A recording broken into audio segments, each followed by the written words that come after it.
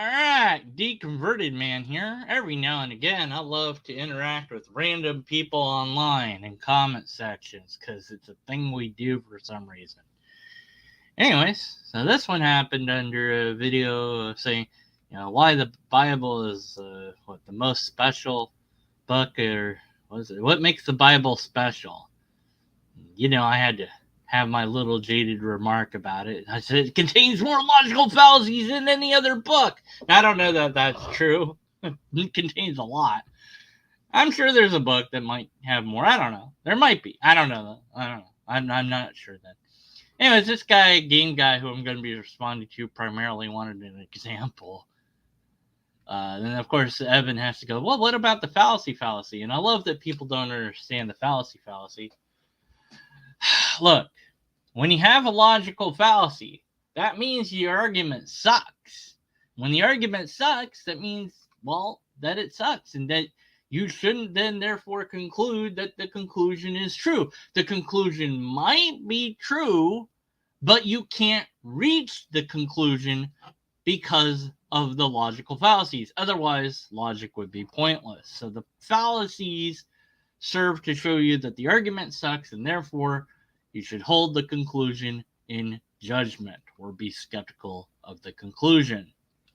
Anyways, so this also he wants examples of logical fallacies in the Bible because we can't think of any. Yeah. So I said bold assertion, ad hoc, appeal to fear. All that comes to mind. There's more than that, but I'll just start there. I said that twice anyways. And then Game Guy. Appeal to fear is not an inherent fallacy. Actually, well, no, you're wrong. It is. The appeal to fear fallacy occurs when baseless fear is employed in excessive or exaggerated way to persuade others to accept or adopt a behavior. That's one definition of it. There's other versions of how to frame what an appeal to fear is, but basically it is hold a gun to your head, you must do X or else. It's an implied threat of violence. It's also known as ad ballum, which is appeal to the cudgel or the stick. And the appeal to force is not logical, it's emotional. You do the thing that you're told to do, not because it's a rational decision, but because you're being forced or coerced into it. It is rational to do the thing and avoid the danger or the perceived danger, the perceived threat. It's rational in that sense, but the argument itself is not rational. Okay. So that's argument ad ballum. Fear of force, appeal to force, appeal to the stick or cudgel. So it is a fallacy. Anyways, the book is meant to provide morality. Okay, so he knows what the Bible is meant to do somehow. I'm not sure how. I'm not going to read this because I responded to this. This is not really kind of is. I'll read this. I already responded to it, but I'll read it anyways. Whatever. I don't care. I'll do whatever. I don't think it's unfair to suggest that one should fear hellish repercussions to their actions if those actions are not in service of the highest good. Well, no. That's not what the book says, though. The thing is that fear is used to say if you don't believe this, you're going to go to hell. That's basically what the traditional idea within Christianity is. You can go against that grain, and some do, but how are you going to convince the Christians that think that that's true? Read the Bible again. Hell no, I'm not going to do that. It's boring as hell. With the perspective that the wrath of God and hell are personal consequences to your actions and or as societal consequences of the society as a whole that reject morality outlined in many parables of the books of the collection. Okay, so like what? Like wearing mixed fabric? Mixed fabric, drag that person to the edge of town and stone them to death. Good morals there. Hell is not in the afterlife, says you. It's a place on earth which manifests from time to time. Really? Is it in, is it in, what's the city that I always make fun of? Detroit. Feared's a common method of persuasion. That doesn't matter. It's still invalid. Emotion that fuels Satan. Satan's a made-up idea that came later. Anyway, so be on the lookout for cults. They're everywhere. This is the...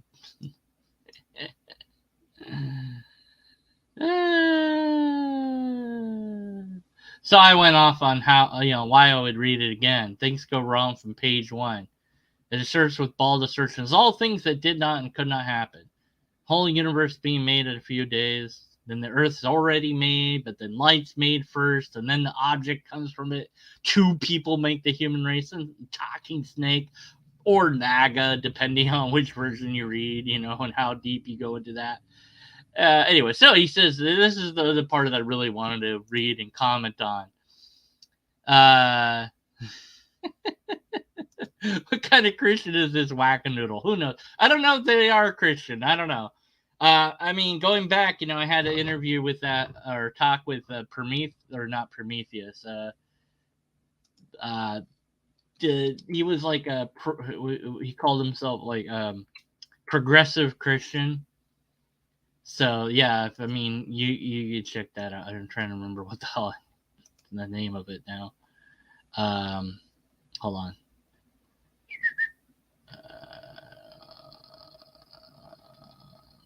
Okay, Randall Rosser, the attentive apologist. So that's in the live things. You might want to check that out in Demos, because he's very much a different sort of Christian. Anyways, okay, back to this. All right. I'm going to presume you didn't do too well in literary analysis in high school. Well, you shouldn't presume, but we didn't have that in high school at all. That wasn't a thing offered. So, yeah, I guess I didn't do well in it because it literally wasn't even there. Our high school sucked, man. I got better education in college and did it. Well, even that was, actually I learned more once I was done with school. Anyways. But if I try to understand the book from this literally happened perspective, well, that's what the creationists do. So I'm glad he's not one of them, but, hey, go convince them. If you try to understand it from a literally happened perspective and then say it's not worth reading because so-and-so couldn't have happened based on what I know, well, it's not even that it couldn't happen based on what I know. It's actually couldn't happen based on reality itself. It's not even what I know. It's just that couldn't happen, period. Okay? 2 people cannot propagate the human species without all sorts of problems. Incestual breeding would have wiped us out long ago. So yeah, anyways, so it's and the way the universe formed, that's not just what I know, but something that's known in science. It's a brute fact of reality, but whatever. But I've missed the point. I completely missed the point. The first 11 chapters are a warning of pride. Really, they are? How does he know this? It's amazing how he just knows this somehow. They're a warning of pride. Why doesn't it just say, hey, guys, be careful about pride? Seems to me like a waste of words if you're just going to, that it's a warning of pride. How in the world is how the universe came to be a warning about pride? I don't know, but that's what it's about, apparently. Among other things. Oh, okay. I warning not to kill your kin over envy and the notion you inherently deserve praise regardless of what you offer. So he's talking about what, Cain and Abel. Well, the thing is, Cain and Abel are just a story, but the story is an incoherent one. Yes, you can critically analyze it to extract ideas from it, which is what Peterson does, and that's fine. But that doesn't make it that is what the book is about. Because on the surface, the problem is God doesn't like what Cain gave for a sacrifice, and that God needs a sacrifice, which is also kind of a dumb idea. Because it's God. Why would it need anything? Whatever. Abel's sacrifice is fine, though. And Cain's pissed off, of course. You know. And instead of God trying to be a good dad to him, nice guy, sit him down and explain. In fact, he could have saved Cain a lot of trouble by saying, this is what you need to offer me. How about that? How about giving them clear instruction? Nope. God doesn't do that because he's incompetent. So Cain kills Abel? Is it over envy? To a degree, but it's also kind of to hurt God. But it's hard to know what the story really is about because it's so incoherent. It's just like, what am I supposed to get from it? You know, two brothers. They make a sacrifice. God doesn't like one of their sacrifices, so the one kills the other. And then God gives the other guy a hard time for doing it. Doesn't bring back the brother to life or whatever. I don't know. It's not a good story to convey this message, if that's indeed what message you want to convey. You can make a far better story to do that. Convey the idea that envy could lead to people killing each other. Okay, you can do that without making it incoherent and without having a God character, if that was the point of your story, right? And the notion you inherently deserve praise regardless of what you offer. Well, I do think that deserving praise, you should earn praise. But again, the story could be far better than it is. It's not that good of a story. It's not, because it's old. It's been refined over time, but you have to make all sorts of leaps in apologetics to make the story worthwhile. And when we can write a better story to convey these ideas, well, maybe we don't need the Bible anymore.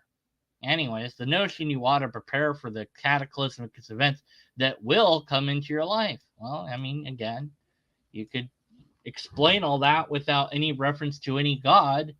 So, whatever. There's still logical fallacies contained in the events surrounding this narrative.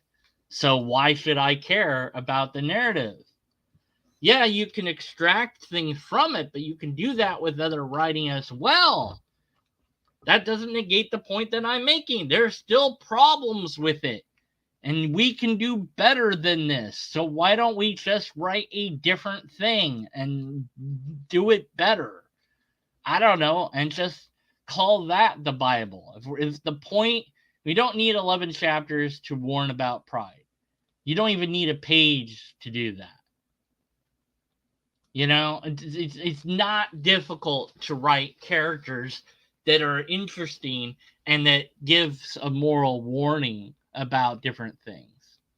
Anyways, you ought to be careful to saying what you know to be absolute truth. Well, what? I don't know where you're extracting that from. Is that without anything to establish quiet? Well, whatever. Notion you ought not to construct a utopia because invariably it will call hellish. That's in there? That's in the Bible somewhere? I don't know. The idea that exists a line between chaos and order is important to work inside. Well, I think you're just taking what you heard Peterson say about these stories as if it's gospel. I like the things that Jordan has said to some degree. What I actually really like is the secularization of the Bible that he's attempted to do. And I think a lot of believers miss out on that. But I don't think these are very good stories. And I know that we can make them better. So I'm not impressed. But the point that I'm making, and I still have made, is the book contains many logical fallacies. That's true, period. End of story. It's still true. Doesn't matter what you think it's about. It still has logical fallacies. The next story is about sacrifice and telling the truth. Blah, blah, blah. I don't care. The next book is Cost of Trying. Okay, whatever. blah, blah. Pretty soon you get the idea. Okay. I mean, a lot of this is just extrapolation.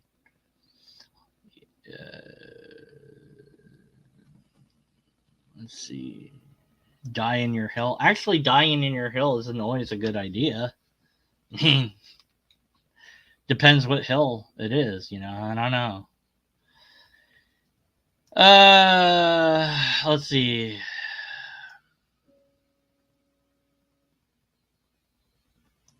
Okay, a little later you get a story about even if you do this, speak nothing but the truth, do nothing but give people the capacity to stand on their own feet and open their eyes to the truth, to help people escape their demons, feed people, live in poverty, and do nothing but help people, the world will crucify you for it. That's not what the story is about, actually, though. If you're talking about Jesus, that's ridiculous. That's a wacky ass take on it.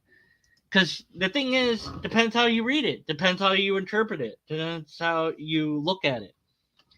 But I look at Jesus as this dude that came along, pretended to be the Son of God / God itself, said stuff that people were impressed with, did some magic tricks maybe, but he would never do them in front of the Pharisees because he couldn't actually do anything real, you know. But people exaggerated the things that he did and claimed that he did things that he never did, and who knows how much of it was made up after the fact, or even if the guy actually existed. But it's all a story.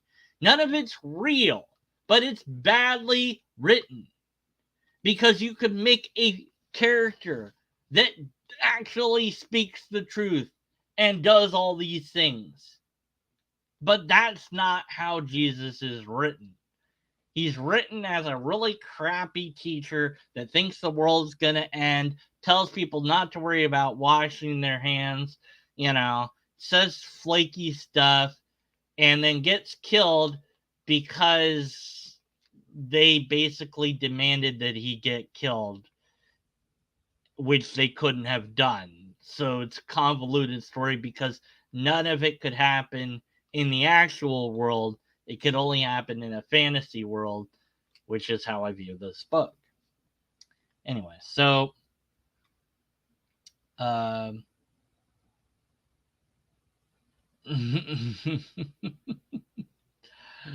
if you follow the morality outline in the book, you'll do it right. Yeah, but you say there's a lot of fucked up shit like circumcision, slaughtering, animal sacrifice. Yeah. So what morality you're extracting from it? How are you getting that morality then if there's all this other crap? You don't need. Why is that other crap in there then? What? See, that's the disconnect, isn't it?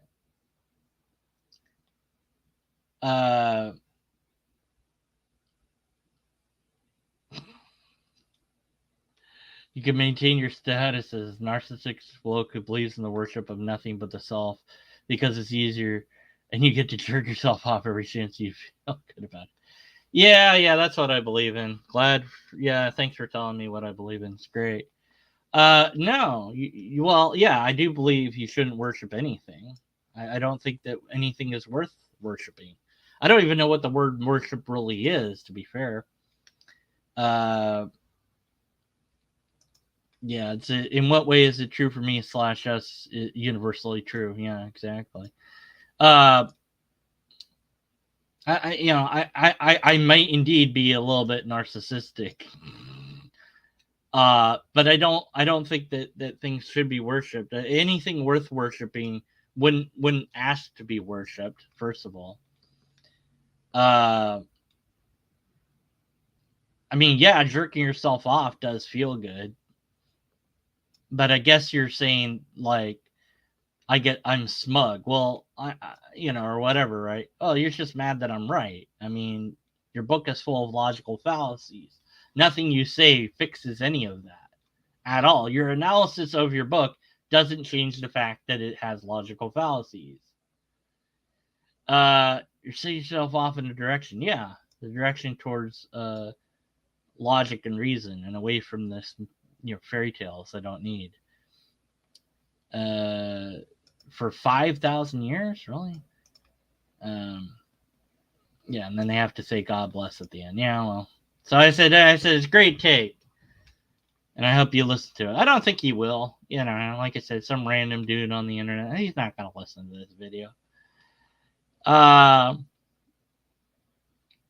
Thing is, you know, I know you got a lot of your ideas from Peterson. Circumcision is a true disconnect. Yeah, it is. Disconnect yourself from yourself. Yeah, that's the thing. It's like these myths, these stories that were told in a place that I have very little to any connection to, thousands of years ago, then rewritten by somebody else, then rewritten again, and then goodness knows how many times they were rewritten and changed and morphed over time. Yeah, they're still just stories, and you know what? There's still logical fallacies in there. The fact that you can extract or try to extract any meaning from it doesn't change the fact that there's logical fallacies in there because it's a made up story. It's like, yeah, you can read, I don't know, Spider-Man, Superman, you know. You can watch the Marvel movies and get morals and ideas from those. Iron Man's about what? Well, Iron Man 1, it's about pride and believing yourself to be right. Only discover that the weapons that you've made and dedicated your life to actually are used by the bad guys. They're not just used by the good guys. Something you never considered because you were just so wrapped up in having good time and having sex with whoever and you know being very much about you and not worrying about others or whatever, you know. All of a sudden you get to this point where you wake up and go, hold on, oops, my pride. So you build a thing to undo the wrongs that you made, and then you go and you do that, right? So that's what the Man movie is about, but there's still logical fallacies in the movie. There's a lot, you know, because it's a made up story. But it's a better, more interesting story than the books of the Bible. Those are boring. They're dull. And they're wrong.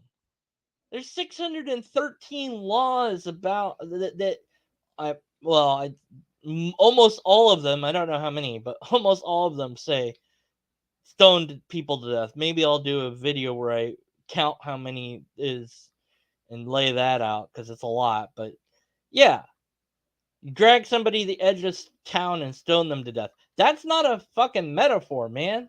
That really happened. Those were the laws in that time. Oh, well, they got over it. Yeah, well, but it's still in there. Why would you keep it in there? Get rid of it. Why not we get rid of the bad parts of the Bible? I'll tell you why. Because tradition. That's why. Now, they have changed the Bible. Oh, yeah. But has anyone sat down to try to really rewrite it and like make it like into a decent story? I'm not really sure how you would do it. You'd have to get rid of a lot. You couldn't have Adam and Eve at all. I mean, none of that story makes any damn sense because God just is into. In fact, it would do. You'd do way better. Just get rid of the character of God completely. That would make things a lot better. Because you have this incoherent being that just keeps screwing up and doesn't know what it's doing, and it's narcissistic and thinks it's right and just wants all this praise and admiration. You know, it's demanding and it's mad at its own creation and disappointed and wrong. Yeah, so I mean, look, you can get a lot from stories, but you have to recognize that the stories ultimately are still just stories. And they still, if they're made up, of course they're going to contain logical fallacies. Yes, you can get something from it, but that doesn't matter. It's still a story. So I'm still right. There's logical fallacies, and your interpretation of the story doesn't negate the fact that there's still logical fallacies. But I enjoyed the hot take that you had because, well, yeah, all the other Christians are wrong. You've got it right. You go tell those Christians about the right, real version of Christianity. Good luck to you doing that. Yeah, like the other guy I interviewed just a while back. I just mentioned it. You know, he's a progressive Christian. It's like, oh yeah, I like his version of Christianity better, but good luck convincing everyone else that your version is right. We got to work things out for ourselves. That is a difficult thing to do. Analysis and critical analysis of anything. Guess what you're doing there? You're taking what you read and you're trying to understand it, but how? Well, by applying things that you know about because of your own morals, ethics, and community and experiences. So your critical analysis of any given writing is going to be different than my critical analysis of it. And so we're going to come to different conclusions to what the story is, quote, about, end quote. There's no right answer to that. There's no wrong answer either. But I'm analyzing it from a logical perspective. Guess what? Still has logical fallacies. Anyways, that's interesting. Yeah, the Jefferson Bible has the magical bits cut out. I don't think he cut out like all the bad stuff, like stoning people to death. I don't know. I've never read the Jefferson Bible. Probably still would be boring. That's why the Lobsterist and its follow up are pretty darn short. Because that way, if they're boring, at least they're short. I don't know. No one's really told me what they thought about the Lobsterist, even though I've mentioned it a lot. Oh well. Maybe you'll comment on it. Maybe not. Probably not. That's all I got for you for now, I guess. Until whatever. Keep being jaded skeptic. Thanks for watching.